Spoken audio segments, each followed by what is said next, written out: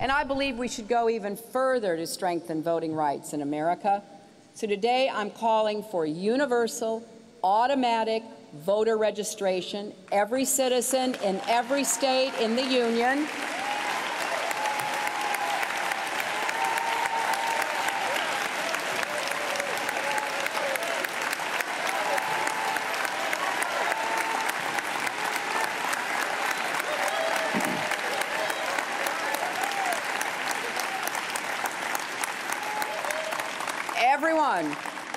every young man or young woman should be automatically registered to vote when they turn 18,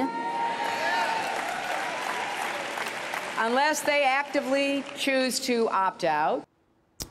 That was Hillary Clinton Thursday on the issue of voting rights, with a pitch aimed right at what we've come to call the Obama coalition. That's a coalition that depends on strength with demographically growing groups of non-white voters. We've also seen Clinton talk about sentencing reform and stake out an immigration position that's even to the left of President Obama. Now, we tend to think of this as a general election strategy for Clinton, and it is. But Clinton's strength with non-white voters is also a key reason why she's not sweating right now when it comes to the Democratic nomination. This is a fascinating role reversal for her, if you can remember back to the 2008 race when Clinton was cast as the candidate of white working class voters in her campaign against Obama. But this time around, her deepest support is coming from those non-white voters who powered Obama's rise and who stopped Hillary Clinton in 2008. Perry Bacon and Dante Chinny of NBC News write that while Bernie Sanders is growing his support with white Democrats, non-whites aren't turning on Hillary at all. They point to a new poll showing Clinton leading Sanders by 42 points among white Democrats. Among non-whites, that number explodes to 67 points. Another poll finds that a majority of white Democrats say Clinton should face a primary challenge next year. 68% of non-white Democrats, though, say that she shouldn't. Among non-white Democrats, Sanders right now is polling at just 5%, but his support is almost triple that number, 14%, when it comes to white Democrats. So let's take a closer look at this demographic gap with NBC News senior political reporter Perry Bacon Jr. Perry, thanks for taking a few minutes this morning. So like we say there, it's a fascinating role reversal, because I can vividly remember the Pennsylvania primary in 2008. All those states sort of late in the season were hearing over and over that Hillary Clinton is the champion of white working class voters. And here we are all these years later, and it's non-white voters, the voters who were not with her in 2008. They are her biggest source of strength right now. How did that happen? You know, Steve, it's very early, so I think the short answer is I don't necessarily know if we've had enough campaigning to prove exactly why. I mean, I think it's one thing to say is that you saw a lot of stories last week about how the fact that Bernie Sanders is doing really well. He has these big crowds in Iowa and in Minnesota. If you look at Bernie Sanders' crowds, you get a sense of this, in the sense that there are very few minorities there. He's from Vermont, so it makes sense that it's not a very diverse state either. So Bernie Sanders has campaigned for a long time on issues like income inequality, breaking up banks.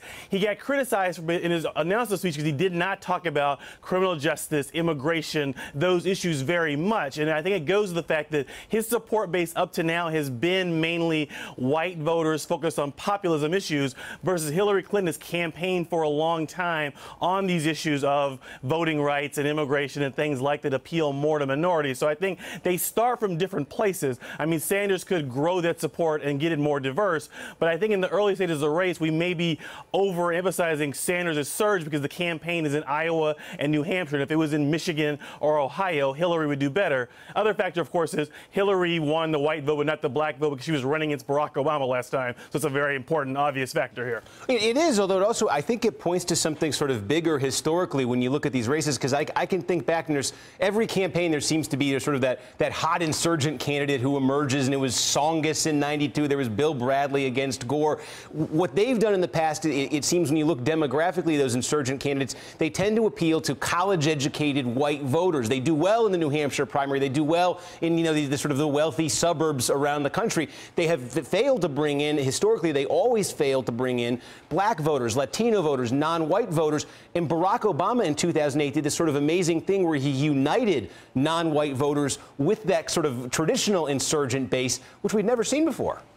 Exactly, because Obama was I remember I wrote early in 2007 that there was a worry among Democrats that Obama was doing very well among what I would call the Bill Bradley or the Howard Dean voters, and Hillary was actually leading the black vote over Obama in the early stages. He was able, once he won Iowa, to kind of, like you said, get the elite Democrats who are white, but also get African Americans and minorities as well. But having the minority vote is even more important now because minorities are, of course, a growing part of the country, and particularly a growing part of the Democratic coalition. So in some ways, like even if Sanders or O'Malley turns into the best Bill Bradley or Howard Dean style candidate possible, even if they do really well among white Democrats, we should be clear, Hillary still has a big lead among white Democrats too. But even if you have the strongest candidate possible with white Democrats now, that's not nearly enough to win the primary. We're going to have states where South Carolina, Alabama, Mississippi, these states have delegates in the Democratic primary. They're overwhelmingly African American,